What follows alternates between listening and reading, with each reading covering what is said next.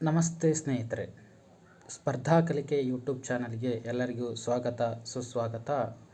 TET 2025 TET old question paper cell chapter questions ಏನು ಈ ಹಿಂದೆ TET ನಡೆದಿರ್ತವು. ಆ ಎಲ್ಲ ಕ್ವಶನ್ ಪೇಪರ್ಗಳಲ್ಲಿ ಜೀವಕೋಶ ಎಂಬ ಚಾಪ್ಟರ್ ಸೆಲ್ ಚಾಪ್ಟರ್ನ ಕ್ವಶನ್ಸ್ಗಳನ್ನು ಈ ವಿಡಿಯೋದಲ್ಲಿ ನೋಡ್ತಾ ಹೋಗೋಣ್ರಿ. ಏನ್ರಿ, ಜೀವಶಾಸ್ತ್ರದ ಜೀವಕೋಶ ಎಂಬ ಅಧ್ಯಾಯದ ಈ ಹಿಂದೆ ನಡೆದಿರ್ತಕ್ಕಂತಹ TET ಪ್ರಶ್ನೆ ಪತ್ರಿಕೆಯಲ್ಲಿ ಕೇಳಲಾದಂತಹ ಪ್ರಶ್ನೆಗಳನ್ನು ಓನ್ಲಿ ಜೀವಕೋಶ ಎಂಬ ಅಧ್ಯಾಯದ ಪ್ರಶ್ನೆಗಳನ್ನು ಈ ವಿಡಿಯೋದಲ್ಲಿ ನಾವು ನೋಡ್ತಾ ಹೋಗೋಣ್ರಿ. ಅತಿ ಹೆಚ್ಚು ಟೈಮ್ ವೇಸ್ಟ್ ಮಾಡೋದು ಬೇಡ, ಪ್ರಶ್ನೆ ಒಂದಕ್ಕೆ ಹೋಗೋಣ. ಜೀವಕೋಶದ ಯಾವ ಕಣದಂಗಗಳನ್ನು ಆತ್ಮಹತ್ಯಾ ಸಂಚಿಗಳು ಎಂದು ಕರೆಯುತ್ತಾರೆ? ಇದು ನೋಡ್ರಿ, ಈ ಕ್ವಶನ್ TET 2015ರಲ್ಲಿ ಕೇಳಲಾದಂತಹ ಪ್ರಶ್ನೆ. ಈ ಪ್ರಶ್ನೆಗೆ ಆಪ್ಷನ್ಗಳು ರೈಬೋಸೋಮ್ಗಳು, ಲೈಸೋಸೋಮ್ಗಳು, ಮೈಟೊಕಾಂಡ್ರಿಯಾ, ಗಾಲ್ಗಿ ಸಂಕೀರ್ಣ. ಈ 4 ಆಪ್ಷನ್ಗಳಲ್ಲಿ ಸರಿಯಾದ ಉತ್ತರ ಲೈಸೋಸೋಮ್ಗಳು. ಇದಕ್ಕೆ ಸರಿಯಾದ ಉತ್ತರ ಯಾವುದು? ಲೈಸೋಸೋಮ್ಗಳು. ಹಾಗಾದ್ರೆ ಈ ಲೈಸೋಸೋಮ್ಗಳನ್ನು ಯಾಕೆ ಆತ್ಮಹತ್ಯೆ ಸಂಚಿಗಳಂತ ಕರೀತಾರೆ ಅಂತಂದು ನಾನು ಈ ವಿಡಿಯೋ ಆಗೋಕ್ಕಿಂತ ಮುಂಚೆಗೆ ಮೊದಲನೇ ವಿಡಿಯೋವನ್ನು ಬಿಟ್ಟಿದ್ದೆ, ಸೆಲ್ ಚಾಪ್ಟರ್ ಮೇಲೆ ಬಿಟ್ಟಿದ್ದೆ. ಆ ವಿಡಿಯೋದಲ್ಲಿ ಪ್ರಶ್ನೆ ಉತ್ತರವನ್ನು ಹೇಳ್ಕೊಂತ ಹೋಗಿದ್ದೆ. ಆದರೆ ಈ ಒಂದು ವಿಡಿಯೋದಲ್ಲಿ ನಾನು ಏನು ಮಾಡ್ತೀನಪ್ಪ ಅಂದ್ರೆ 4 ಆಪ್ಷನ್ಗಳನ್ನು ಸವಿವರವಾಗಿ ಏನು ಮಾಡ್ತೇನಪ್ಪ ಅಂದ್ರೆ ವಿಶ್ಲೇಷಣೆ ಮಾಡ್ತಾ ಹೋಗೋಣ್ರಿ. ಲೈಸೋಸೋಮ್ಗಳನ್ನು ಯಾಕೆ ನಾವು ಜೀವಕೋಶದ ಆತ್ಮಹತ್ಯೆ ಸಂಚಿಗಳಂತ ಕರಿಬೇಕನ್ನೋದನ್ನು ವಿವರಣೆಯನ್ನು ನೋಡ್ತಾ ಹೋಗೋಣ್ರಿ. ಲೈಸೋಸೋಮ್ಗಳು ಇವು ಚಯಾಪಚಯ ಕ್ರಿಯೆಗೆ ತೊಂದರೆ ಉಂಟಾದಾಗ, ಏನು ಜೀವಿಯ ದೇಹದಲ್ಲಿ ಚಯಾಪಚಯ ಕ್ರಿಯೆಗೆ ಏನು ತೊಂದರೆ ಉಂಟಾತಪ್ಪ ಅಂದ್ರೆ ಈ ಜೀವಕೋಶಗಳು ತಮ್ಮನ್ನು ತಾವ ನಾಶ ಮಾಡ್ಕೊತವ್ರಿ. ಹೆಂಗೆ ನಾಶ ಮಾಡ್ಕೊತಪ್ಪ ಅಂದ್ರೆ ಇವುಗಳಲ್ಲಿ ಇರ್ತಕ್ಕಂತಹ ಜಲವಿಭಜಕ ಕಿಣ್ವಗಳಿಂದಾಗಿ ಇವುಗಳು ಒಡೆದು ಹೋದಪ್ಪ ಅಂದ್ರೆ ಆ ಜಲವಿಭಜಕ ಕಿಣ್ವಗಳು ಇವುಗಳ ನಾಶ ಹೊಂದ್ಬಿಡ್ತವೆ ಆ ಜಲವಿಭಜಕ ಕಿಣ್ವಗಳಿಂದ. ಹಾಗಾದರೆ ಇವುಗಳ ಪ್ರಮುಖ ಕಾರ್ಯ ಏನು? ಕೋಶದ ಹಳೆಯ, ಮುಪ್ಪಾದ, ದುರ್ಬಲವಾದ, ರೋಗಗ್ರಸ್ತ, ಹಾನಿಗೊಳಗಾದ ಭಾಗಗಳನ್ನು ಇದು ಜೀರ್ಣಿಸ್ತೈತಿ ರೀ. ಲೈಸೋಸೋಮ್ ಏನು ಮಾಡ್ತೈತಿ? ಜೀರ್ಣಿಸ್ತೈತಿ. ಹಾಗೆ ನಮ್ಮ ದೇಹ ಪ್ರವೇಶಿಸತಕ್ಕಂಥ ವಿದೇಶ ಕಣಗಳು, ಬ್ಯಾಕ್ಟೀರಿಯಾಗಳನ್ನು ನಾಶಪಡಿಸುತ್ತೆ. ಆಮೇಲೆ ಕೋಶದಲ್ಲಿ ಅನಗತ್ಯವಾದಂಥ ವಸ್ತುಗಳನ್ನು ನಾಶ ಮಾಡುತ್ತಾ, ಮುಕ್ತ ಮಾಡುತ್ತಾ. ಆಮೇಲೆ ಇದರೊಳಗಿರ್ತಕ್ಕಂಥ ಜೀರ್ಣಕ ಎಂಜೈಮ್ಗಳು, ಜಲವಿಭಜಕ ಕಿಣ್ವಗಳನ್ನು ಇದು ಹೊಂದಿದ್ದು ಇದು ಜೀರ್ಣಕ್ರಿಯೆಗೆ ಸಹಾಯ ಮಾಡುತ್ತಾ. ಏನಪ್ಪ ಅಂದ್ರೆ ಇದು ಜೀರ್ಣಕ್ರಿಯೆಗೆ ಸಹಾಯ ಮಾಡುತ್ತಾ. ಚಯಾಪಚಯ ಕ್ರಿಯೆಗೆ ಯಾವಾಗ ತೊಂದರೆ ಉಂಟಾಗುತ್ತಾ ಇದು ತನ್ನದೇ ಎಂಜೈಮ್ಗಳು ಹೊರಬಂದು ತನ್ನನ್ನು ತಾನ ಸ್ವಯಂ ಜೀರ್ಣ ಅಥವಾ ನಾಶ ಮಾಡಿಕೊಳ್ತದೆ. ಆದ್ದರಿಂದ ಇದನ್ನು suicide bag of the shell ಅಥವಾ ಆತ್ಮಹತ್ಯಾ ಸಂಚಿಗಳು ಅಂತ ಕರಿತೀವಿ. ಹಿಂಗೆ ತನ್ನನ್ನು ತಾನ ಇದು ನಾಶ ಮಾಡ್ಕೊಳೋದ್ರಿಂದ ಲೈಸೋಸೋಮ್ ಕಣದಂಗಗಳನ್ನು ಜೀವಕೋಶದ ಆತ್ಮಹತ್ಯಾ ಸಂಚಿಗಳು ಅಂತ ಕರಿತಾರೆ. ಇನ್ನು ಆಪ್ಷನ್ಗಳಲ್ಲಿ ರೈಬೋಸೋಮ್ ಅಂತ ಇತ್ತು. ಆ ರೈಬೋಸೋಮ್ನ ವಿವರಣೆಯನ್ನು ನೋಡ್ತಾ ಹೋಗೋಣ್ರಿ. ರೈಬೋಸೋಮ್ ಇದು ಜೀವಕೋಶದ ಅತ್ಯಂತ ಚಿಕ್ಕ ಕಣದಂಗ ಆಗೈತೆ ರೀ. ಇದು ಎಂಥ ಕಣದಂಗಪ್ಪ ಅಂದ್ರೆ ಚಿಕ್ಕ ಕಣದಂಗ. ಹಂಗಾದ್ರೆ ದೊಡ್ಡ ಕಣದಂಗ ಯಾವುದು? ಜೀವಕೋಶದ ದೊಡ್ಡ ಕಣದಂಗ ಯಾವುದಪ್ಪ ಅಂದ್ರೆ ಕೋಶ ಕೇಂದ್ರ ರೀ. ಏನು ಮಧ್ಯಭಾಗದಲ್ಲಿ ಜೀವಕೋಶದ ಮಧ್ಯಭಾಗದಲ್ಲಿ ಏನು ಕೋಶ ಕೇಂದ್ರ ನ್ಯೂಕ್ಲಿಯಸ್ ಇರ್ತೈತಲ್ರಿ, ಅದು ದೊಡ್ಡ ಕಣದಂಗ. ಜೀವಕೋಶದ ದೊಡ್ಡ ಕಣದಂಗ. ಚಿಕ್ಕ ಕಣದಂಗ ಯಾವುದು? ರೈಬೋಸೋಮ್. ಹಂಗೆ ರೈಬೋಸೋಮ್ಗಳು ಇವುಗಳನ್ನು ಪ್ರೋಟೀನ್ ತಯಾರಿಸುವ ಕಾರ್ಖಾನೆಗಳು ಅಂತ ಕರೀತಾರೆ. ಅಂದ್ರೆ ಪ್ರೋಟೀನ್ ತಯಾರಿಸುವ ಕಣದಂಗಗಳಂತ ಯಾವುವು ಅಂತ ಕ್ವಶನ್ ಕೇಳಿದರೂ ಕೂಡ ರೈಬೋಸೋಮ್. ಮತ್ತು ಇವು ಪ್ರಮುಖವಾಗಿ ಎಲ್ಲ ಜೀವಿಗಳಲ್ಲಿಯೂ ಕೂಡ ಇವು ರೈಬೋಸೋಮ್ಗಳು ಕಂಡುಬಿಡ್ತವೆ. ಮುಖ್ಯವಾಗಿ ಸಸ್ಯ, ಪ್ರಾಣಿ, ಬ್ಯಾಕ್ಟೀರಿಯಾ ಇವುಗಳ ಮುಖ್ಯ ಕೆಲಸ ಏನಪ್ಪ ಅಂದ್ರೆ ಪ್ರೋಟೀನ್ಗಳ ತಯಾರಿಕೆ. ನೆಕ್ಸ್ಟ್ ಈ ಪ್ರೋಟೀನ್ಗಳ ಉತ್ಪಾದನೆ ಆಗೋದು ಹೆಂಗಪ್ಪ ಅಂದ್ರೆ ಇವು DNA ಮೂಲಕ ಮಾಹಿತಿಯನ್ನು ಪಡ್ಕೊತಾವು. mRNA ಮುಖಾಂತರ ಮಾಹಿತಿಯನ್ನು ಪಡೆದು ಅಮೈನೋ ಆಮ್ಲಗಳನ್ನು ಏನು ಮಾಡ್ತಾವಪ್ಪ ಅಂದ್ರೆ ಜೋಡಿಸ್ತವೆ. ಅಲ್ಲಿ tRNA ಮಧ್ಯದಲ್ಲಿ ಬರ್ತೈತಿ. tRNA ಈ ಅಮೈನೋ ಆಮ್ಲಗಳನ್ನು ಜೋಡಿಸಿ ಪ್ರೋಟೀನನ್ನು ಉತ್ಪಾದನೆ ಮಾಡ್ಲಿಕ್ಕೆ ಏನಪ್ಪ ಅಂದ್ರೆ DNA ಮಾಹಿತಿಯ ಮುಖಾಂತರ ರೈಬೋಸೋಮ್ಗಳು ಪ್ರೋಟೀನನ್ನು ತಯಾರಿಸ್ತವೆ. ನೆಕ್ಸ್ಟ್ ಇವು ಸೈಟೋಪ್ಲಾಸಮ್ನಲ್ಲಿ ಕಂಡುಬರ್ತವೆ. ಏನು ಕೋಶ ಜೀವಕೋಶದೊಳಗೆ ಏನು ಸೈಟೋಪ್ಲಾಸಮ್ ಇರ್ತೈತಲ್ಲ ರೀ, ಈ ಸೈಟೋಪ್ಲಾಸಮ್ನಲ್ಲಿ ಈ ರೈಬೋಸೋಮ್ಗಳು ಕಂಡುಬರ್ತವೆ, ಸ್ವತಂತ್ರವಾಗಿ ಅಲ್ಲಿ ಹರಡಿರ್ತವೆ. ಆಮೇಲೆ ಎಂಡೋಪ್ಲಾಸ್ಮಿಕ್ ರೆಟಿಕ್ಯುಲಮ್ ಮೇಲೆ ಇವುಗಳು ಅಂಟಿಕೊಂಡಿರ್ತವೆ. ಹಿಂಗೆ ಎಂಡೋಪ್ಲಾಸ್ಮಿಕ್ ರೆಟಿಕ್ಯುಲಮ್ ಮೇಲೆ ಅಂಟಿಕೊಂಡಿರೋದ್ರಿಂದ ಒರಟು ಎಂಡೋಪ್ಲಾಸ್ಮಿಕ್ ರೆಟಿಕ್ಯುಲಮ್ ಅಂತ ಕರಿತೀವಿ, ರಫ್ ಎಂಡೋಪ್ಲಾಸ್ಮಿಕ್ ರೆಟಿಕ್ಯುಲಮ್ ಅಂತ ಕರಿತೀವಿ. ಆಮೇಲೆ ಇವುಗಳ ಮುಖ್ಯ ಕೆಲಸನ ಇವುಗಳು ಪ್ರೋಟೀನನ್ನು ಉತ್ಪಾದನೆ ಮಾಡೋದು. ಅದಕ್ಕೆ ಜೀವಕೋಶಗಳಿಗೆ ಏನು ಪ್ರೋಟೀನ್ ಬೇಕಾಗಿರ್ತೈತಲ್ಲ ಆ ಉತ್ಪಾದನೆ ಮಾಡ್ತಕ್ಕಂಥ ಕೆಲಸ ಯಾರ್ದಪ್ಪ ಅಂದ್ರೆ ಈ ರೈಬೋಸೋಮ್ಗಳು ಮಾಡ್ತವೆ. ಅದಕ್ಕಾಗಿ ಇವುಗಳನ್ನು ಪ್ರೋಟೀನು ತಯಾರಿಸುವ ಕಣದಂಗಗಳು ಅಥವಾ ಪ್ರೋಟೀನ್ ಫ್ಯಾಕ್ಟ್ರಿ ಅಂತ ಕೂಡ ಇವುಗಳನ್ನು ರೈಬೋಸೋಮ್ಗಳನ್ನು ಕರಿತೀವಿ. ನೆಕ್ಸ್ಟ್ ಆಪ್ಷನ್ ಮೈಟೋಕಾಂಡ್ರಿಯಾ ಐತಿ ಅಂತಿತ್ತು. ಆ ಮೈಟೋಕಾಂಡ್ರಿಯಾದ ವಿವರಣೆಯನ್ನು ನೋಡ್ತಾ ಹೋಗೋಣ. ಮೈಟೋಕಾಂಡ್ರಿಯಾಗಳು ಕೋಶದ ಶಕ್ತಿ ಉತ್ಪಾದನಾ ಕೇಂದ್ರಗಳಾಗಿವೆ. ಇವು power house of the cells ಅಂತ ಕರಿತೀವಿ ಅಂತ ಕರೆಯಲ್ಪಡುವ ಇದೊಂದು ಕಣದಂಗ ರೀ. ಇದು ಜೀವಕೋಶದೊಳಗೆ ಕಣದಂಗ ಎರಡನೇ ದೊಡ್ಡ ಕಣದಂಗ ರೀ. ಇದು ಒಂದನೇ ದೊಡ್ಡ ಕಣದಂಗ ಕೋಶ ಕೇಂದ್ರ ಆದ, ಎರಡನೇ ದೊಡ್ಡ ಕಣದಂಗ ಯಾವುದಪ್ಪ ಅಂದ್ರೆ ಮೈಟೋಕಾಂಡ್ರಿಯಾ. ಆಮೇಲೆ ಇದನ್ನು ಉಸಿರಾಟದ ಕೇಂದ್ರ ಅಂತಲೂ ಕೊಡ್ತೀವಿ. ಯಾಕಪ್ಪ ಅಂದ್ರೆ ಕಾರಣ ಇಲ್ಲಿಯ ಜೀರ್ಣಗೊಂಡ ಆಹಾರ ಜೀವಕೋಶದೊಳಗೆ ಬರ್ತೈತಿ. ಆ ಜೀವಕೋಶದೊಳಗೆ ಜೀರ್ಣಗೊಂಡ ಆಹಾರದಿಂದ ಏನು ಆಮ್ಲಜನಕದೊಂದಿಗೆ ವರ್ತಿಸಿ ATP ರೂಪದಲ್ಲಿ ಶಕ್ತಿಯನ್ನು ಮತ್ತು ಕಾರ್ಬನ್ ಡೈಆಕ್ಸೈಡನ್ನು ಮತ್ತು ನೀರನ್ನು ಏನು ಮಾಡ್ತಪ್ಪ ಅಂದ್ರೆ ಇಲ್ಲಿ ಈ ಒಂದು ಕಣದಂಗದೊಳಗೆ ಈ ಪ್ರಕ್ರಿಯೆ ಅಥವಾ ಏನು ಉಸಿರಾಟ ಕೇಂದ್ರದ ಪ್ರಕ್ರಿಯೆ ಉಸಿರಾಟ ಮಾಡ್ತೀವಲ್ರಿ, ಅವಾಗ ಇದನ್ನು ಇಲ್ಲಿ ನಡೀತೈತ್ರಿ. ಅದು ಆಹಾರ ವಿಭಜನೆ ಪ್ರಕ್ರಿಯೆ ಈ ಕಣದಂಗದೊಳಗೆ ನಡೆಯೋದ್ರಿಂದ ಇದನ್ನು power house of the cells ಅಂತ ಕರಿತೀವಿ. ಹಂಗೆ ನೆಕ್ಸ್ಟ್ ಇದು ಒಂದು ವಿಶಿಷ್ಟ ಕಣದಂಗವಾಗಿದೆ. ಯಾಕೆ ವಿಶಿಷ್ಟ ಕಣದಂಗಪ್ಪ ಅಂದರೆ ಇದು ತನ್ನದೇ ಆದಂತಹ ಸ್ವಯಂ ಏನಪ್ಪ ಅಂದರೆ DNA ಮತ್ತು ರೈಬೋಸೋಮ್ಗಳನ್ನು ಹೊಂದೈತಿ. ತನ್ನದೇ ಆದಂತಹ DNA ಮತ್ತು ರೈಬೋಸೋಮ್ಗಳನ್ನು ಹೊಂದಿರೋದ್ರಿಂದ ಈ ಕಣದಂಗವನ್ನು ಒಂದು ವಿಶಿಷ್ಟ ಕಣದಂಗ ಅಂತ ಕರಿತೀವಿ. ಹಂಗೆ ಈ ಕಣದಂಗವನ್ನು ಕಂಡುಹಿಡಿದಾರ ಯಾರಪ್ಪ ಅಂದ್ರೆ ರಿಚರ್ಡ್ ಆಲ್ಟ್ಮನ್ ಅಂತಂದು. ಆತನ ಹೆಸರು ರಿಚರ್ಡ್ ಆಲ್ಟ್ಮನ್. ಈತ ಏನು ಮಾಡ್ತಾನಪ್ಪ ಅಂದ್ರೆ 1890ರಲ್ಲಿ ಈ ಒಂದು ಕಣದಂಗವನ್ನು ಸೆಲ್ನೊಳಗಿರ್ತಕ್ಕಂಥ ಕಣದಂಗವನ್ನು ಕಂಡುಹಿಡಿತಾನೆ. ನೆಕ್ಸ್ಟ್ ಎರಡನೇ ಕ್ವಶನ್ಗೆ ಹೋಗೋಣ್ರಿ. ಈ ಎರಡನೇ ಕ್ವಶನ್ ಏನಪ್ಪ ಅಂದ್ರೆ ಜೀವಕೋಶೀಯ ಉಸಿರಾಟ ಪ್ರಕ್ರಿಯೆಯು ಈ ಕಣದಂಗದಲ್ಲಿ ನಡೆಯುತ್ತದೆ ಅಂತ ಕ್ವಶನ್ ಕೇಳ್ಯಾನ. ಇದು TET 2019ರಲ್ಲಿ ಏನಪ್ಪ ಅಂದ್ರೆ ಈ ಒಂದು ಕ್ವಶನ್ ಕೇಳ್ಯಾರ.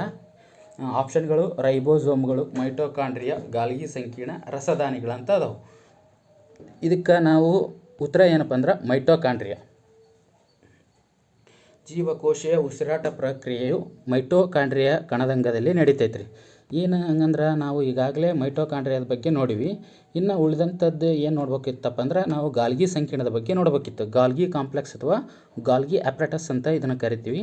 ಇದೇನಪ್ಪ ಅಂದ್ರೆ ಸಸ್ಯ ಮತ್ತು ಪ್ರಾಣಿ ಜೀವಕೋಶಗಳಲ್ಲಿ ಎರಡರಲ್ಲಿಯೂ ಕಂಡುಬರ್ತಕ್ಕಂಥ ಕಣದಂಗ ಆಗೈತ್ರಿ. ಆಮೇಲೆ ಇದು ಎಂಡೋಪ್ಲಾಸ್ಮಿಕ್ ರೆಟಿಕ್ಯುಲಮ್ನೊಂದಿಗೆ ಸಂಪರ್ಕ ಹೊಂದಿದ್ದು ಇಲ್ಲಿ ತಯಾರಾದಂಥ ವಸ್ತುಗಳನ್ನು ಎಂಡೋಪ್ಲಾಸ್ಮಿಕ್ ರೆಟಿಕ್ಯುಲಮ್ನಲ್ಲಿ ತಯಾರಾದಂಥ ವಸ್ತುಗಳನ್ನು ಸಂಗ್ರಹಣೆ, ಸುಧಾರಣೆ, ಅತಿ ಮುಖ್ಯವಾಗಿ ಪ್ಯಾಕ್ ಮಾಡೋರು ಯಾರಪ್ಪ ಅಂದ್ರೆ ಗಾಲ್ಗಿ ಕಾಂಪ್ಲೆಕ್ಸ್ಗಳು.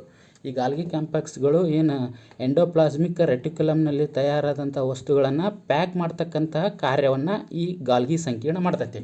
ಹಾಗೆ ಇದು ಪ್ರೋಟೀನ್ ಮತ್ತು ಲಿಪಿಡ್ಗಳ ವರ್ಗೀಕರಣ ಮಾಡುತ್ತೆ, ಬೇರೆ ಮಾಡುತ್ತೆ. ಆಮೇಲೆ ಅವುಗಳನ್ನು ಸಂಗ್ರಹಿಸುತ್ತಾ ಪ್ಯಾಕ್ ಮಾಡುತ್ತಾ, ಅತಿ ಮುಖ್ಯವಾಗಿ ಏನಪ್ಪ ಅಂದ್ರೆ ಪ್ಯಾಕ್ ಮಾಡುತ್ತಾ. ಹಾಗೆ ಈ ಗಾಲ್ಗಿ ಸಂಕೀರ್ಣಗಳು ಲೈಸೋಸೋಮ್ಗಳ ರಚನೆಯಲ್ಲಿ ಸಹಾಯಕಾರಿಯಾಗ್ಯವು. ಆಮೇಲೆ ಕೋಶ ಸ್ರವಿಕೆಯ ಪ್ರಕ್ರಿಯೆಯಲ್ಲಿಯೂ ಕೂಡ ಇವು ಸಹಕಾರಿಯಾಗಿವೆ. ಹಾರ್ಮೋನ್ ಇರ್ಬೋದು, ಎಂಜೈಮ್ಗಳು ಇರ್ಬೋದು, ಇವುಗಳನ್ನು ಸ್ರವಿಕೆ ಮಾಡಲಿ ಇದು ಸಹಾಯಕಾರಿಯಾಗೈತೆ ರೀ. ನೆಕ್ಸ್ಟ್ ಸಸ್ಯಗಳಲ್ಲಿ ಕೋಶ ಭಿತ್ತಿ ರೂಪಿಸಲು ಬೇಕಾದಂತಹ ಪಾಲಿಸ್ಯಾಕ್ರೈಡ್ಗಳ ಸಂಶ್ಲೇಷಣೆ ಮಾಡುತ್ತೆ. ಏನು ಸಸ್ಯಗಳಲ್ಲಿ ಕೋಶ ಭಿತ್ತಿ ನಿರ್ಮಾಣ ಆಗ್ಬೇಕಪ್ಪ ಅಂದ್ರೆ ಅದಕ್ಕೆ ಪಾಲಿಸ್ಯಾಕ್ರೈಡ್ ಬೇಕು.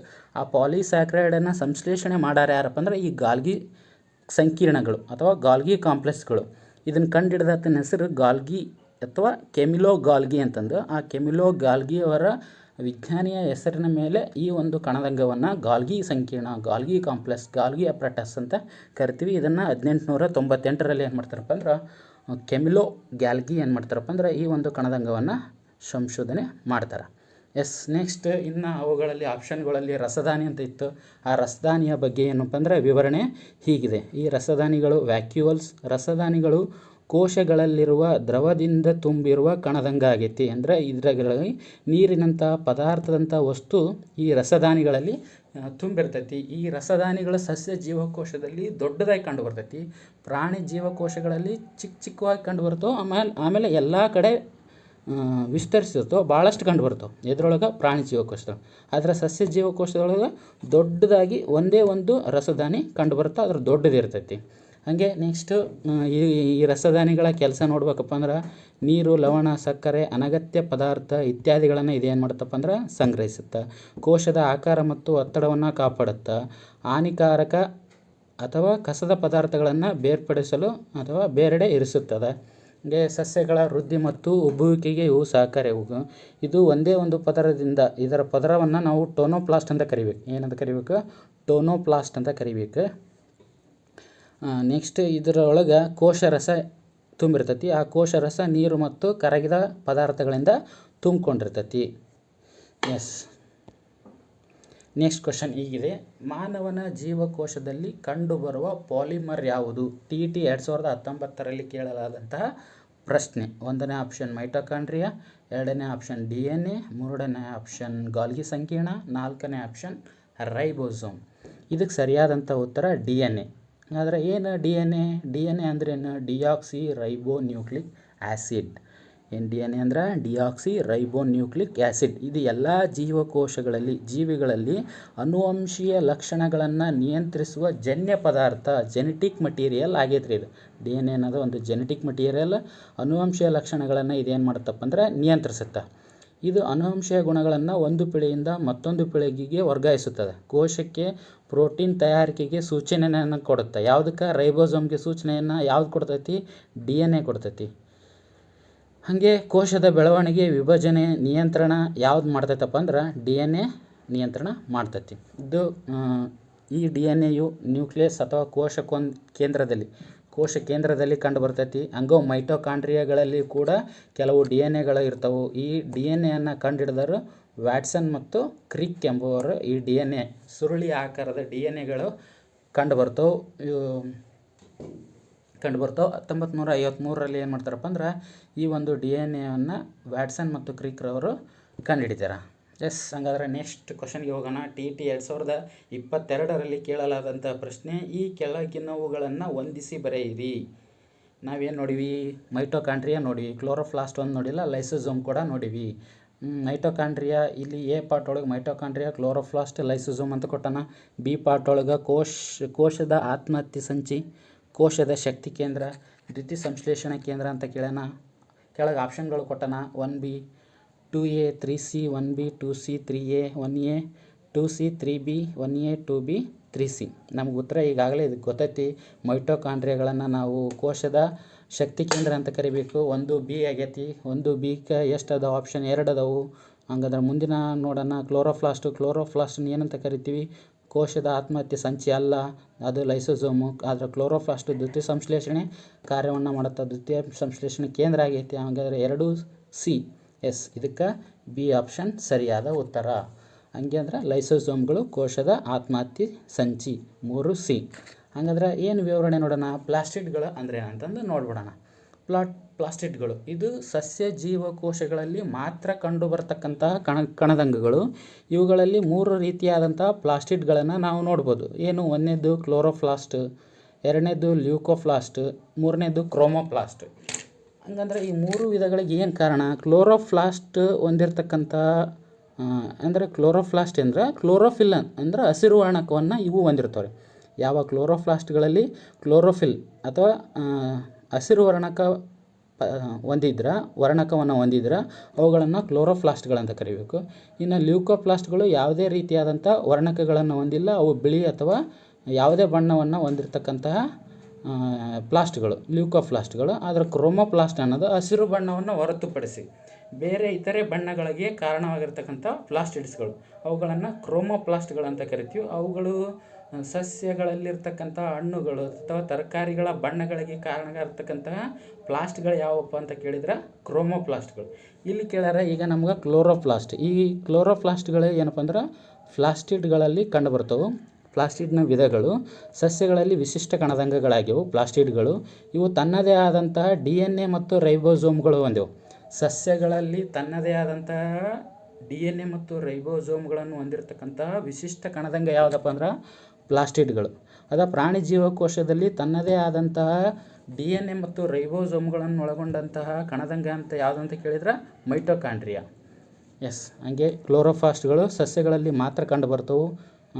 ಇವು ದ್ಯುತಿ ಸಂಶ್ಲೇಷಣೆ ಕ್ರಿಯೆಗೆ ಸಹಕಾರಿ ಮಾಡೋದ್ರಿಂದ ಇವುಗಳನ್ನು ಪ್ಲಾಸ್ಟಿಡ್ಗಳನ್ನು ಅಥವಾ ಕ್ಲೋರೋಫ್ಲಾಸ್ಟ್ಗಳನ್ನು ನಾವು ಏನಂತ ಕರಿಬೋದಪ್ಪ ಅಂದ್ರೆ ದ್ಯುತಿ ಸಂಶ್ಲೇಷಣೆಯ ಕೇಂದ್ರ ಅಂತ ಕರಿಬೋದು. ಇವುಗಳ ಪ್ರಮುಖ ಕೆಲಸ ಏನಪ್ಪ ಅಂದ್ರೆ ಸೂರ್ಯನ ಬೆಳಕನ ಶಕ್ತಿಯನ್ನು ಪರಿವರ್ತಿಸಿ ಆಹಾರವಾಗಿ ತಯಾರಿಸುವುದು ಅಥವಾ ಸೌರಶಕ್ತಿಯನ್ನು ರಾಸಾಯನಿಕ ಶಕ್ತಿಯನ್ನಾಗಿಸಿ ಆಹಾರವನ್ನು ತಯಾರಿಸುವುದು ಇವುಗಳ ಮುಖ್ಯವಾದಂತಹ ಕೆಲಸ. ಕ್ಲೋರೋಫಿಲ್ ಹೊಂದಿರೋದ್ರಿಂದ ಇವುಗಳ ಸಸ್ಯಗಳಲ್ಲಿ ಆಗ್ತೈತಿ. ನಮ್ಗಳಿದ್ರೆ ಹಿಂಗೆ ಆಹಾರ ತಯಾರಿಸ್ಬೇಕಾದ್ರೆ ಆಮ್ಲಜನಕ ಕೂಡ ಉತ್ಪಾದನೆ ಆಕತಿ. ಸಸ್ಯದ ಹಸಿರು ಬಣ್ಣಕ್ಕೆ ಕಾರಣವಾಗಿರ್ತಕ್ಕಂಥ ಕ್ಲೋರೋಫ್ಲಾಸ್ಟ್ ಕ್ಲೋರೋಫ್ಲಾಸ್ಟ್ ಇರ್ತಾವೆ. ಹಂಗಾದ್ರೆ ಇವುಗಳನ್ನು ಏನಂತ ಕರಿಬೇಕಪ್ಪ ಅಂದ್ರೆ ಸಸ್ಯದ ಆಹಾರ ತಯಾರಿಸುವ ಕಾರ್ಖಾನೆ ಅಂತ ಕರಿಬೇಕು. ಸಸ್ಯದ ಆಹಾರ ತಯಾರಿಸುವ ಕಾರ್ಖಾನೆ ಅಂತ ಕರಿಬೇಕು. ನೆಕ್ಸ್ಟ್ ಕ್ವಶನ್ಗೆ ಹೋಗೋಣ. ಡೈರೆಕ್ಟ್ ಟೈಮ್ ವೇಸ್ಟ್ ಮಾಡೋದು ಬೇಡ. ಕೊಟ್ಟಿರುವ ಹೇಳಿಕೆಗಳಲ್ಲಿ ಸರಿ ಉತ್ತರವನ್ನು ಆಯ್ಕೆ ಮಾಡಿ. ಇದು TET 2023ರಲ್ಲಿ ಕೇಳಲಾದಂತಹ ಪ್ರಶ್ನೆ. ಇಲ್ಲಿ ಹೇಳಿಕೆಗಳನ್ನು ಕೊಟ್ಟಾನ. ಒಂದನೇ ಹೇಳಿಕೆ, ಎಂಡೋಪ್ಲಾಸ್ಮಿಕ್ ರೆಟಿಕ್ಯುಲಮ್ ವಸ್ತುಗಳ ಸಾಗಾಣಿಕಾ ಚಾಲನ್ನಾಗಿ ಕಾರ್ಯನಿರ್ವಹಿಸುತ್ತದೆ. ಎರಡನೇ ಹೇಳಿಕೆ, ಒಂದು ಕೋಶದ ಕೆಲವು ಜೀವ ರಾಸಾಯನಿಕ ಚಟುವಟಿಕೆಗಳಿಗೆ ಮೇಲ್ಮೈ ಒದಗಿಸುವ ಸೈಟೋಪ್ಲಾಸಂ ಚೌಕಟ್ಟಿನಂತೆ ಕಾರ್ಯನಿರ್ವಹಿಸುತ್ತದೆ. ಯಾವುದು? Endoplasmic reticulum. ಈ ಹೇಳಿಕೆಗಳಲ್ಲಿ ಆಪ್ಷನ್ಗಳು ಹಿಂಗದವು. ಹೇಳಿಕೆ 1 ಸರಿ ಮತ್ತು ಹೇಳಿಕೆ 2 ತಪ್ಪು. ಹೇಳಿಕೆ 1 ಮತ್ತು 2 ತಪ್ಪು. ಹೇಳಿಕೆ 1 ತಪ್ಪು, ಹೇಳಿಕೆ 2 ಸರಿ. 4ನೇ ಆಪ್ಷನ್ ಹೇಳಿಕೆ 1 ಮತ್ತು 2 ಸರಿ ಅಂತ ಕೊಟ್ಟಾನ. ಇದಕ್ಕೆ ಸರಿಯಾದ ಉತ್ತರ 4ನೇ ಆಪ್ಷನ್ ರೀ. ಹೇಳಿಕೆ 1 ಮತ್ತು 2 ಸರಿ. ಕೊಟ್ಟಿರುವ ಹೇಳಿಕೆಗಳಲ್ಲಿ ಸರಿ ಯಾವುದು ಅಂತ ಕೇಳೋಣ. 2 ಹೇಳಿಕೆಗಳು ಸರಿ ಅದವು. ಏನು 2 ಹೇಳಿಕೆಗಳು? ಎಂಡೋಪ್ಲಾಸ್ಮಿಕ್ ರೆಟಿಕ್ಯುಲಮ್ ವಸ್ತುಗಳು ಸಾಗಾಣಿಕಾ ಚಾಲನಾಗಿ ಕಾರ್ಯನಿರ್ವಹಿಸ್ತವೆ. ಅಂದರೆ ಎಂಡೋಪ್ಲಾಸ್ಮಿಕ್ ಸಾಗಾಣಿಕೆಗೆ ಸಹಕಾರಿಯಾಗ್ಯವು. ಆದ್ದರಿಂದ ಆ ಕಣದಂಗಗಳನ್ನು ಸಾಗಾಣಿಕಾ ಕಣದಂಗಗಳಂತ ಕರಿತೇನೆ. ಅದನ್ನು ನೋಡೋಣ ಮುಂದಿನ ಸ್ಲೈಡ್ನಲ್ಲಿ ಆ ವಿವರಣೆ ಐತಿ. ಹಾಗೆ ಎರಡನೇ ಹೇಳಿಕೆಯನ್ನು ಇವು ಕೋಶದ ಕೆಲವು ಜೀವ ರಾಸಾಯನಿಕ ಚಟುವಟಿಕೆಗಳಿಗೆ ಸೈಟೋಪ್ಲಾಸಮ್ನಂತೆ ಚೌಕಟ್ಟಿನಂತೆ ಇವು ಒದಗಿಸ್ತವೆ. ಹಂಗಾದ್ರೆ ಈ ಎಂಡೋಪ್ಲಾಸ್ಮಿಕ್ ರೆಟಿಕ್ಯುಲಮ್ ಬಗ್ಗೆ ಸ್ವಲ್ಪ ವಿವರಣೆಯನ್ನು ನೋಡೋಣ, ಸಂಕ್ಷಿಪ್ತವಾದ ವಿವರಣೆಯನ್ನು ನೋಡೋಣ. ಎಂಡೋಪ್ಲಾಸ್ಮಿಕ್ ರೆಟಿಕ್ಯುಲಮ್ ಕೋಶದೊಳಗಿನ ಜಾಲದಂತಿರುವ ಪೊರೆಯ ಪರದೆಯಾಗೈತಿ. ಪೊರೆಯ ಕಣದಂಗವಾಗಿದೆ. ಇದು ಸಂಶ್ಲೇಷಣೆ, ಸಂಗ್ರಹಣೆ, ಸಾಗಾಣಿಕೆ, ಮುಖ್ಯವಾಗಿ ಸಾಗಾಣಿಕೆ ಕೆಲಸವನ್ನು ಇದು ಮಾಡತ್ತೈತ್ರಿ. ಈ ಎಂಡೋಪ್ಲಾಸ್ಮಿಕ್ ರೆಟಿಕ್ಯುಲಮ್ನಲ್ಲಿ 2 ವಿಧಗಳು ಬರ್ತವೆ. ಒಂದು rough endoplasmic reticulum, smooth endoplasmic reticulum ಅಂತ ಬರ್ತವೆ. ರಫ್ ಒರಟು ಎಂಡೋಪ್ಲಾಸ್ಮಿಕ್ ರೆಟಿಕ್ಯುಲಮ್, ಮೃದು ಎಂಡೋಪ್ಲಾಸ್ಮಿಕ್ ರೆಟಿಕ್ಯುಲಮ್ ಅಂತ ಬರ್ತವೆ. ಏನು ರಫ್ ಎಂಡೋಪ್ಲಾಸ್ಮಿಕ್ ಅಂತ ಕರಿಬೇಕಂದ್ರೆ ಅವುಗಳ ಮೇಲೆ ರೈಬೋಸೋಮ್ಗಳಿರ್ಬೇಕು. ಈ ರೈಬೋಸೋಮ್ಗಳು ಇದ್ವಪ್ಪ ಅಂದ್ರೆ ಅವುಗಳನ್ನ ರಫ್ ಅಥವಾ ಒರಟು ಎಂಡೋಪ್ಲಾಸ್ಮಿಕ್ ರೆಟಿಕ್ಯುಲಮ್ ಅಂತ ಕರಿತೀವಿ. ಈ ರೈಬೋಸೋಮ್ಗಳಿಂದಾಗಿ ಅವುಗಳು ಪ್ರೋಟೀನ್ ಸಂಶ್ಲೇಷಣೆ ಮಾಡೋಕ್ಕೆ ಸಹಕಾರಿಯಾಗವು. ಆಮೇಲೆ ಎಂಡೋಪ್ಲಾಸ್ಮಿಕ್ ರೆಟಿಕ್ಯುಲಮ್ ಅವುಗಳನ್ನು ಸಾಗಾಣಿಕೆ ಮಾಡೋಕ್ಕೆ ಸಹಕಾರಿಯಾಗವು. ಯಾವ ಜೀವಕೋಶದ ಕಣದಂಗಗಳಿಗೆ ಏನು ಪ್ರೋಟೀನ್ಗಳು ಬೇಕಾಗಿತ್ತಪ್ಪ ಅಂದ್ರೆ ಅಲ್ಲಿಗೆ ಸಾಗಾಣಿಕೆ ಕೆಲಸವನ್ನು ಯಾರು ಮಾಡ್ಯಾರಪ್ಪ ಅಂದ್ರೆ ಈ ಎಂಡೋಪ್ಲಾಸ್ಮಿಕ್ ರೆಟಿಕ್ಯುಲಮ್ಗಳು ಮಾಡ್ತವ್ರಿ. ನೆಕ್ಸ್ಟ್ ಇನ್ನು ಸ್ಮೂತ್ ಎಂಡೋಪ್ಲಾಸ್ಮಿಕ್ ರೆಟಿಕ್ಯುಲಮ್, ಇವುಗಳ ಮೇಲೆ ರೈಬೋಸೋಮ್ಗಳು ಇರೋಂಗಿಲ್ಲ. ಇವುಗಳು ಲಿಪಿಡ್, ಕೊಬ್ಬು, ಹಾರ್ಮೋನ್ಗಳನ್ನು ಸಂಶ್ಲೇಷಣೆ ಮಾಡ್ತವೆ. ಆಮೇಲೆ ಜೀವಕೋಶದೊಳಗಿರ್ತಕ್ಕಂಥ ಏನಾದರೂ ವಿಷ ಇತ್ತಪ್ಪ ಅಂದ್ರೆ ಅವುಗಳನ್ನು ಮುಕ್ತಗೊಳ್ತಾವೆ, ನಾಶ ಮಾಡ್ತಾವೆ, ಡಿಟಾಕ್ಸಿಫಿಕೇಷನ್ ಮಾಡ್ತಾವೆ. ಹಾಗಾಗಿ ಆ ಕಾರ್ಯವನ್ನು ಸ್ಮೂತ್ ಎಂಡೋಪ್ಲಾಸ್ಮಿಕ್, ಮೃದು ಎಂಡೋಪ್ಲಾಸ್ಮಿಕ್ ರೆಟಿಕ್ಯುಲಮ್ಗಳು ಕಾರ್ಯನಿರ್ವಹಿಸ್ತವೆ. ನೆಕ್ಸ್ಟ್ ಕ್ವಶನ್ಗೆ ಹೋಗ್ಬಿಡೋಣ ಡೈರೆಕ್ಟ್. ಸಸ್ಯ ಜೀವಕೋಶಗಳಲ್ಲಿ ಮಾತ್ರ ಕಂಡು ಬರ್ತಕ್ಕಂಥ ಕಣದಂಗಗಳು ಯಾವ ಅಂತ ಕ್ವಶನ್ ಕೇಳೋಣ. ಆಪ್ಷನ್ 1 ಕೋಶಪೊರೆ, ಲೈಸೋಸೋಮ್, ಸೆಂಟ್ರಿಯೋಲ್. ಆಪ್ಷನ್ 2 ಕೋಶಭಿತ್ತಿ, ಪ್ಲಾಸ್ಟಿಡ್ಗಳು, ರಸದಾನಿಗಳು. ಕೋಶಪೊರೆ ಮತ್ತು ಕೋಶದ್ರವ್ಯ, ಲೈಸೋಸೋಮ್. ಕೋಶಭಿತ್ತಿ, ಲೈಸೋಸೋಮ್ ಮತ್ತು ಸೆಂಟ್ರಿಯೋಲ್. ಈ ಒಂದು ಪ್ರಶ್ನೆಗೆ ಸರಿಯಾದ ಉತ್ತರ ಇದು ನೋಡ್ರಿ. TET 2024ರಲ್ಲಿ ಕೇಳಲಾದಂಥ ಪ್ರಶ್ನೆ. ಏನು ಸಸ್ಯ ಜೀವಕೋಶ ಮತ್ತು ಪ್ರಾಣಿ ಜೀವಕೋಶದಲ್ಲಿ ಬೇರೆ ಬೇರೆ ರೀತಿಯಾದಂಥ ಕಣದಂಗಗಳು ಕಂಡುಬರ್ತವೆ.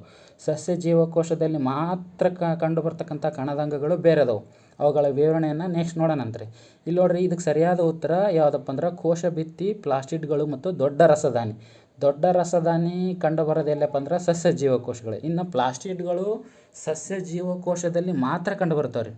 ಎಲ್ಲಿ ಕಂಡು ಬರ್ತಾವೆ ರೀ? ಸಸ್ಯ ಜೀವಕೋಶದಲ್ಲಿ ಪ್ಲಾಸ್ಟಿಡ್ಗಳು ಮಾತ್ರ ಕಂಡು ಬರ್ತಾವೆ. ಈ ಪ್ಲಾಸ್ಟಿಡ್ಗಳು ಎಲ್ಲಿ ಕಂಡು ಬರೋಂಗಿಲ್ಲ ಅಂದ್ರೆ ಪ್ರಾಣಿ ಜೀವಕೋಶದಲ್ಲಿ ಕಂಡು ಬರೋಂಗಿಲ್ಲ. ಅದಕ್ಕಾಗಿ ಅವುಗಳಿಗೆ ಆಹಾರ ತಯಾರಿಸುವ ಕೆಪಾಸಿಟಿ ಇಲ್ಲ. ಆದರೆ ಇವುಗಳು ಏನು ಸಸ್ಯ ಜೀವಕೋಶಗಳೇ ಪ್ಲಾಸ್ಟಿಡ್ ಹೊಂದಿರೋದ್ರಿಂದ ಇವುಗಳು ಸ್ವಪೋಷಕಗಳಂತ ಕರಿತೀವಿ, ಆಹಾರವನ್ನು ತಯಾರಿಸ್ತವೆ. ಯಾವುದರ ಕಾರಣದಿಂದಾಗಿ? ಪ್ಲಾಸ್ಟಿಡ್ ಕಣದಂಗಗಳ ಹೊಂದಿರುವುದರಿಂದ. ಆಮೇಲೆ ನೋಡ್ರಿ, ಸಸ್ಯ ಜೀವಕೋಶದ ಅತ್ಯಂತ ಹೊರಪದರ ಯಾವುದು ಅಂತ ಕರಿತಾನೆ, ಅತ್ಯಂತ ಹೊರ ಪೊರೆ ಯಾವುದು ಅಂತ ಕೇಳ್ತಾನೆ, ಅದು ಕೋಶ ಭಿತ್ತಿಯಾಗಿರ್ತೈತೆ ರೀ. ಯಾವುದಾಗಿರ್ತೈತೆ ರೀ? ಕೋಶ ಭಿತ್ತಿಯಾಗಿರ್ತೈತಿ. ಆದ್ರೆ ಪ್ರಾಣಿ ಜೀವಕೋಶದ ಅತ್ಯಂತ ಹೊರ ಪದರ ಅಥವಾ ಪೊರೆ ಯಾವುದಾಗಿರ್ತೈತಪ್ಪ ಅಂದ್ರೆ ಕೋಶ ಪೊರೆ ಆಗಿರ್ತೈತಿ. ಇಲ್ಲಿ ಸಸ್ಯ ಕೇಳಿರೋದ್ರಿಂದ ಕೋಶ ಭಿತ್ತಿ, ಪ್ಲಾಸ್ಟಿಡ್ಗಳು, ದೊಡ್ಡ ರಸದಾನಿಗಳು ವೆರಿ ಇಂಪಾರ್ಟೆಂಟ್. ಇವುಗಳನ್ನು ನಾವು 2 ವಿಧಗಳಲ್ಲಿ ವಿಂಗಡಣೆ ಮಾಡ್ತಾ ಹೋಗೋಣ. ಸಸ್ಯ ಜೀವಕೋಶ ಮತ್ತು ಪ್ರಾಣಿ ಜೀವಕೋಶ. ಸಸ್ಯ ಜೀವಕೋಶಗಳು ಇವು ಪೆಟ್ಟಿಗೆ ಆಕಾರ ಇರ್ತವೆ ಅಥವಾ ಆಯತ ಆಕಾರದಲ್ಲಿ ಕಂಡುಬರ್ತವೆ. ಪ್ರಾಣಿ ಜೀವಕೋಶ ಇವು ಗೋಳಾಕಾರದಲ್ಲಿ ಕಂಡುಬರ್ತವೆ. ಸಸ್ಯ ಜೀವಕೋಶ ಇದರ ಅತ್ಯಂತ ಹೊರ ಪದರ ಅಥವಾ ಹೊರ ಪೊರೆ ಕೋಶ ಭಿತ್ತಿಯಾಗಿರ್ತೈತಿ. ಅದರ ಪ್ರಾಣಿ ಜೀವಕೋಶದ ಅತ್ಯಂತ ಹೊರ ಪೊರೆ ಯಾವುದಪ್ಪ ಅಂದ್ರೆ ಕೋಶ ಪೊರೆ ಆಗಿರ್ತೈತಿ. ಇನ್ನು ಮೇಲ್ವರ್ಗದ ಸಸ್ಯಗಳಲ್ಲಿ ಕ್ಲೋರೋಫ್ಲಾಸ್ಟ್, ಏನು ಪ್ಲಾಸ್ಟಿಡ್ಗಳಲ್ಲಿ ಕ್ಲೋರೋಫ್ಲಾಸ್ಟ್ ಇದಾವಲ್ಲ ಅವು ಕಂಡು ಬರ್ತವೆ. ಇನ್ನು ಇಲ್ಲಿ ಪ್ರಾಣಿ ಜೀವಕೋಶದಲ್ಲಿ ಯಾವುದೇ ರೀತಿಯಾದಂಥ ಪ್ಲಾಸ್ಟಿಡ್ ಕಣದಂಗಗಳು ಕಂಡು ಬರೋಂಗಿಲ್ಲ. ಹಾಗೆ ಸೆಂಟ್ರಿಯೋಲ್ಗಳು ಎಲ್ಲಿ ಕಂಡು ಬರೋಂಗಿಲ್ಲ ಅಂದ್ರೆ ಸಸ್ಯ ಜೀವಕೋಶಗಳಲ್ಲಿ ಕಂಡು ಬರೋಂಗಿಲ್ಲ. ಇದು ಇಂಪಾರ್ಟೆಂಟ್ ನೋಡ್ರಿ. ಪ್ರಾಣಿ ಜೀವಕೋಶದಲ್ಲಿ ಸೆಂಟ್ರಿಯೋಲ್ಗಳು ಕಂಡು ಬರ್ತವೆ. ಇನ್ನು ಸಸ್ಯ ಜೀವಕೋಶಗಳಲ್ಲಿ ರಸದಾನಿಗಳ ಗಾತ್ರ ಏನಾಗಿರ್ತೈತಪ್ಪ ಅಂದ್ರೆ ದೊಡ್ಡದಾಗಿರ್ತೈತಿ. ಅದ ಪ್ರಾಣಿ ಜೀವಕೋಶಗಳಲ್ಲಿ ರಸದಾನಿಗಳ ಗಾತ್ರ ಚಿಕ್ಕ ಇರ್ತವೆ, ಹಲವು ಸಂಖ್ಯೆಯಲ್ಲಿ ಇರ್ತವೆ, ಅಂದರೆ ಹೆಚ್ಚಿರ್ತವೆ. ಹಾಗೆ ಸಸ್ಯ ಜೀವಕೋಶದಲ್ಲಿ ಪ್ಲಾಸ್ಟಿಡ್ ಕಣದಂಗಗಳು ಕಂಡು ಬರ್ತವೆ. ಅದಕ್ಕಾಗಿ ಸ್ವಪೋಷಕಗಳು ಆಹಾರವನ್ನು ತಯಾರಿಸಕ್ಕೆ ಕ್ಲೋರೋಫ್ಲಾಸ್ಟ್ಗಳನ್ನು ಈ ಪ್ಲಾಸ್ಟಿಡ್ಗಳು ಹೊಂದಿದಾವೆ ರೀ. ನೆಕ್ಸ್ಟ್, ಪ್ರಾಣಿ ಜೀವಕೋಶದಲ್ಲಿ ಪ್ಲಾಸ್ಟಿಡ್ ಕಣದಂಗಗಳು ಏನಾಗಿಲ್ಲಪ್ಪ ಅಂದ್ರೆ ಕಂಡು ಬರೋಂಗಿಲ್ಲ. ಇನ್ನು ನೆಕ್ಸ್ಟ್ ಕ್ವಶನ್, ಬೇರ್ಪಟ್ಟ DNA ಪಟ್ಟಿಗಳನ್ನು ಅಗರೋಸ್ ಜೆಲ್ನಿಂದ ತುಂಡರಿಸಿ ಹೊರ ತೆಗೆಯಬಹುದಾದ ಹಂತವನ್ನು ಹೀಗೆನ್ನುವರು. ಇದು ನೋಡ್ರಿ, ವಾದರ್ಷ ಕೇಳಿದಂಥ TETಯಲ್ಲಿ 2024ರಲ್ಲಿ ಕೇಳಲಾದಂತಹ ಪ್ರಶ್ನೆ ಇದೆ. ಇದಕ್ಕೆ ಆಪ್ಷನ್ ಜೆಲ್ ವಿದ್ಯುತ್ಸರಣ, 2ನೇ ಆಪ್ಷನ್ನು ಪರಿವರ್ತನೆ, 3ನೇ ಆಪ್ಷನ್ನು ಎಲ್ಯೂಷನ್, 4ನೇ ಆಪ್ಷನ್ ಬಯೋಲಿಸ್ಟಿಕ್ಸ್ ಅಂತ ಕ್ವಶನ್ ಕೇಳೋಣ. ಇದಕ್ಕೆ ಸರಿಯಾದ ಉತ್ತರ ಏನಪ್ಪ ಅಂದ್ರೆ ಎಲ್ಯೂಷನ್ ಇದಕ್ಕೆ ಸರಿಯಾದ ಉತ್ತರ. ಈ ಹಂತವನ್ನು ನಾವು ಬೇರ್ಪಟ್ಟ DNA ಪಟ್ಟಿಗಳನ್ನು ಅಗರೋಸ್ ಜೆಲ್ನಿಂದ ತುಂಡರಿಸಿ ಹೊರ ತೆಗೆಯಬಹುದಾದ ಹಂತ ಅಂತ ಕರಿತೀವಿ. ಸ್ನೇಹಿತರೆ, ಇಷ್ಟು ಈ ಒಂದು ಜೀವಕೋಶದ ಈ ಹಿಂದಿನ TET ಪ್ರಶ್ನೆ ಪತ್ರಿಕೆಯಲ್ಲಿ ಕೇಳಲಾದ ಕ್ವಶನ್ಗಳನ್ನು ಈ ಒಂದು ವಿಡಿಯೋದಲ್ಲಿ ನಾವೇನಪ್ಪ ಅಂದರೆ ಇಲ್ಲಿ ತನಕ ಡಿಸ್ಕಷನ್ ಮಾಡಿದ್ವಿ.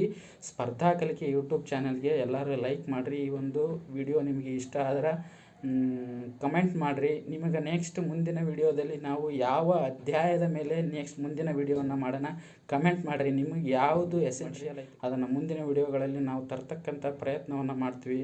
ಹಾಗೆ ನಿಮ್ಮ ಚಾನಲ್ ಇಷ್ಟವಾದರೆ ಸಬ್ಸ್ಕ್ರೈಬ್ ಮಾಡಿರಿ. ನಿಮ್ಮ ಇತರ ಎಲ್ಲ ಫ್ರೆಂಡ್ಸ್ಗಳಿಗೆ, ಫ್ಯಾಮಿಲಿ ಗ್ರೂಪ್ಸ್ಗಳಿಗೆ ಏನು ಮಾಡ್ರಪ್ಪ ಅಂದ್ರೆ ಈ ಒಂದು ವಿಡಿಯೋನ ಶೇರ್ ಮಾಡಿರಿ ಅಂತ ಹೇಳ್ತಾ ನನ್ನ ಈ ಒಂದು ವಿಡಿಯೋನ ಮುಗಿಸ್ತೀನಿ.